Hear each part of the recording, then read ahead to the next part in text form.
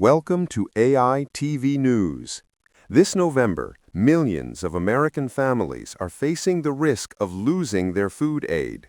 At least 25 states are now warning that benefits from the nation's largest anti-hunger program could be cut off, creating a crisis for the most vulnerable. The program at the center of this is the Supplemental Nutrition Assistance Program, or SNAP. It helps more than 42 million low-income people put food on the table, which is roughly 1 in 8 Americans. For these individuals, SNAP is a critical lifeline. But that lifeline is now in jeopardy because of the federal government shutdown, which began on October 1st and is now stretched into its 4th week. Here is what's happening. SNAP is a 100% federally funded program. With Congress failing to pass funding legislation, the money has stopped flowing. On October 10th, the United States Department of Agriculture, or USDA, sent a letter to all states.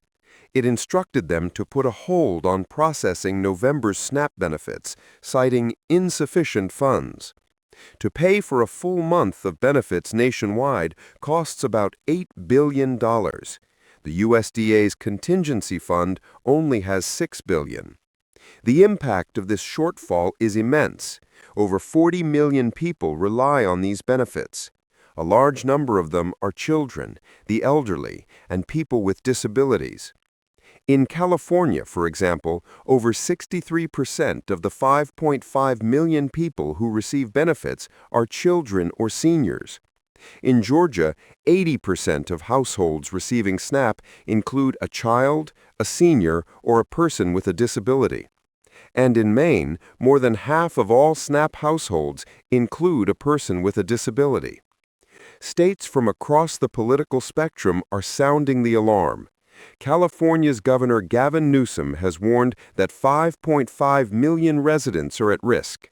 Texas announced that benefits for 3.4 million people will not be issued if the shutdown continues past October 27th. Pennsylvania, New York, and Illinois have issued similar stark warnings, affecting nearly 8 million people combined in just those 3 states. So why is this happening? The immediate cause is a bitter political stalemate in Washington between President Donald Trump and Democrats in Congress over spending and policy issues. As is common in these situations, both sides are blaming each other. California Governor Gavin Newsom stated, "Trump's failure to open the federal government is now endangering people's lives." In response, United States Secretary of Agriculture Brooke Rollins said, "Because of the Democrat shutdown, there are not enough funds to provide SNAP for 40 million Americans come November 1st. However, this shutdown crisis is unfolding on top of a program already under immense pressure. In July of 2025, President Trump signed a major reconciliation package known as H.R. 1. That legislation is projected to cut SNAP funding by nearly $200 billion over the next 10 years, the largest cuts in the program's history. It also introduced stricter work requirements and, for the first time, shifted more of the program's administrative costs to the states.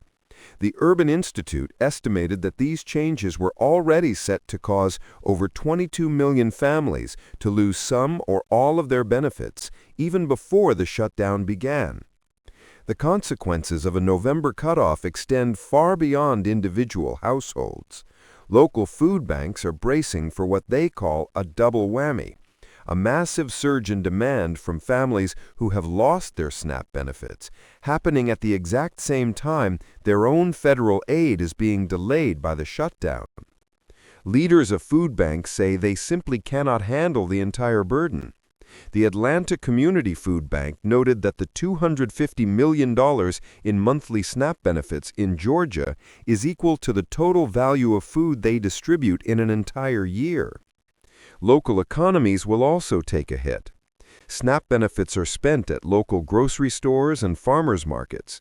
In Adams County, Colorado, for instance, that amounts to $13.4 million in local economic activity each month. Every dollar in SNAP benefits generates up to $1.80 in local economic activity. Cutting off that funding means less business for farmers and small merchants and potential job losses. For families, the uncertainty is agonizing. States like New Jersey and Oklahoma have warned it's not even clear if EBT cards, the electronic cards used for SNAP, will work after November 1st, even if they have a balance from previous months. State agencies are advising residents to budget carefully, stock up on non-perishable items, and find their local food pantries. What happens next? The only way for full November benefits to be released is for the federal government to reopen or for Congress to pass a specific funding bill for SNAP. Some states are trying to help. California is deploying its National Guard to assist food banks and fast-tracking up to $80 million in state funds. But most states simply cannot afford to front the billions of dollars required, especially with no guarantee of being paid back by the federal government. Advocacy groups are urging the administration to use its contingency fund to at least release partial benefits, arguing that allowing millions to go hungry is a policy choice, not an inevitability. As the shutdown continues, a political dispute in Washington is quickly becoming a real-world hunger crisis for millions of children, seniors, and families across the country. It's a crisis made worse by deep, long-term changes to the very structure of America's food safety net.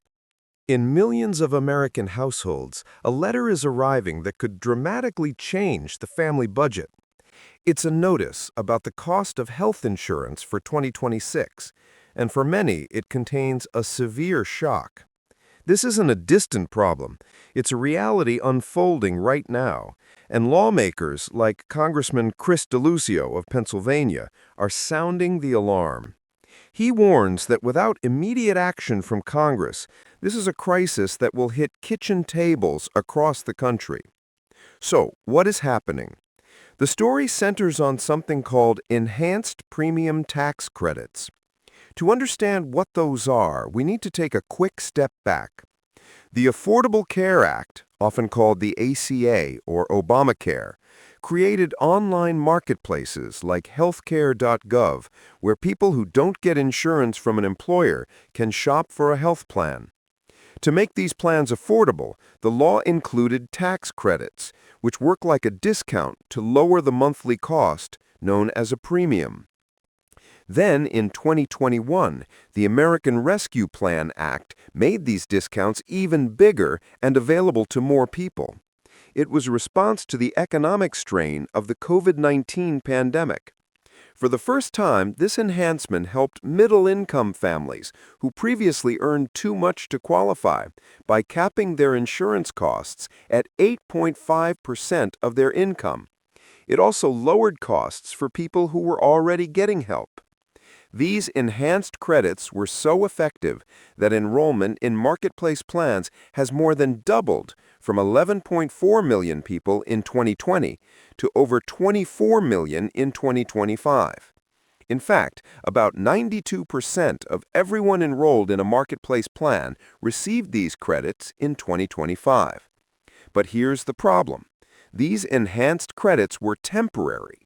They were extended once by the Inflation Reduction Act, but that extension runs out on December 31, 2025.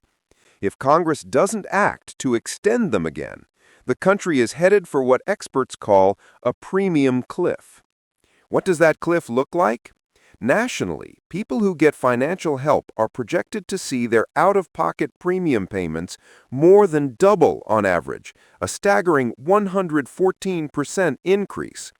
The annual average cost for a subsidized enrollee is estimated to jump from $888 in 2025 to $1,904 in 2026.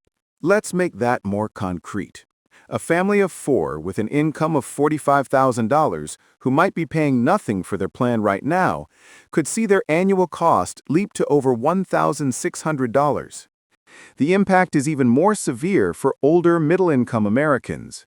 A 60-year-old couple earning $85,000 a year could see their premium payments rise by over $22,600 in 2026. Their health insurance would go from costing about 8.5% of their income to nearly a quarter of it. The consequences are dire. An estimated 4.8 million people could become uninsured in 2026 because they can no longer afford coverage. This isn't just a forecast. In states where open enrollment is beginning, the reality is already setting in. Idaho, one of the first states to open its marketplace for 2026, offers a preview. Insurers there announced average premium increases of 10%. When you combine that with the loss of the enhanced tax credits, the average out-of-pocket premium for Idaho residents could rise by 75%. Some residents are reportedly rushing to get medical procedures done before the end of the year, afraid they won't be able to afford care in 2026. It's a similar story in Colorado, where the Division of Insurance has warned of potential average rate increases of 28%, with some rural areas facing hikes as high as 38%. State officials estimate that without the credits, nearly 100,000 Coloradans could lose their health insurance. This brings us to the political fight in Washington. As of late October 2025, the extension of these tax credits is a central issue in a bitter debate that has led to a partial government shutdown. Democrats, including Congressman Deluzio, are demanding that an extension of the credits be part of any bill to fund the government. They argue that with open enrollment starting on November 1st, families are already seeing these massive price hikes, and waiting will only make the crisis worse. They also warn that as millions become uninsured, the cost of their uncompensated care will be passed on to everyone else, threatening the financial stability of hospitals. On the other side, many Republicans are reluctant to continue the expensive tax credits without broader reforms to government spending. The White House and congressional Republicans have stated they want to pass a clean funding bill to reopen the government first and then negotiate the subsidies separately. Some conservatives argue the subsidies are a band-aid on the ACA that fuels healthcare inflation and primarily benefits insurance companies. As the political stalemate continues, the clock is ticking. Open enrollment for 2026 health plans is beginning, and millions of Americans are shopping for coverage without knowing if the financial help they depend on will be there in January. The core question remains, will Congress find a compromise to extend these enhanced tax credits, or will they allow them to expire? The answer will directly affect the financial health and physical well-being of millions of American families. Drop a letter in a blue mailbox, and most of us assume the postmark will show that same day's date. For most mail, it hardly matters. But for tax returns, rent checks, or most urgently, mail-in ballots, the postmark can be the difference between accepted and rejected. That long-standing assumption is no longer safe. A major shift in how the U.S. Postal Service processes mail means a letter may travel miles away for sorting before it's stamped, and the postmark could be a day or more late. The change is already having real-world consequences. California is holding a special election on November 4th, 2025, and state officials are warning that thousands of ballots could be disqualified simply because of a delayed postmark. Why is this happening? It's part of the USPS's 10-year Delivering for America plan, designed to save billions and finally balance the agency's books. A key pillar of the plan is consolidation.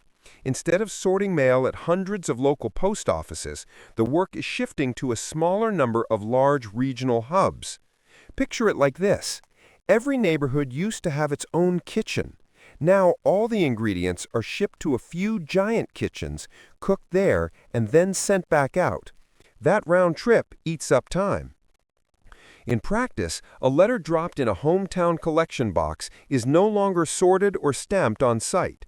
It's loaded onto a truck, driven sometimes 50 miles or more to the nearest processing center, then hauled back for local delivery.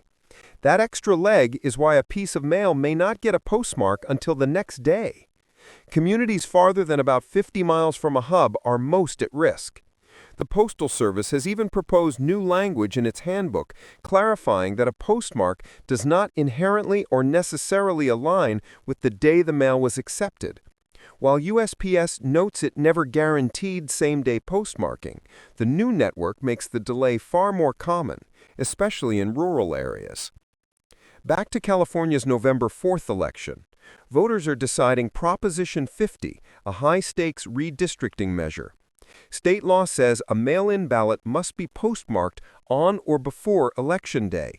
Fearing ballots could leave a local post office on November 4th but get stamped November 5th, Attorney General Rob Bonta and Secretary of State Shirley Weber have urged voters to mail early, no later than November 1st for anyone far from the state's 6 regional hubs. Lawmakers have pressed the Postal Service to slow down its overhaul, and USPS has agreed to pause any further changes until at least January 2025. But the processing transfers already completed are in effect today. So what can you do to be sure your vote and any other time-sensitive mail is counted? Mail early. A full week's cushion is the safest option. If you must mail on Election Day, skip the blue box. Go inside a post office, hand the envelope to a clerk, and ask for a hand-stamped postmark. It's free and reflects that day's date. Avoid the postal system altogether by using an official county ballot drop box. These secure bins are emptied directly by election workers, so no postmark is required. Most stay open until 8 p.m. on Election Day.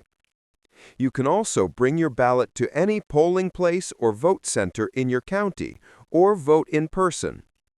Finally, sign up for ballot tracking. California's Where's My Ballot service sends text, email, or phone alerts when your ballot is received and counted.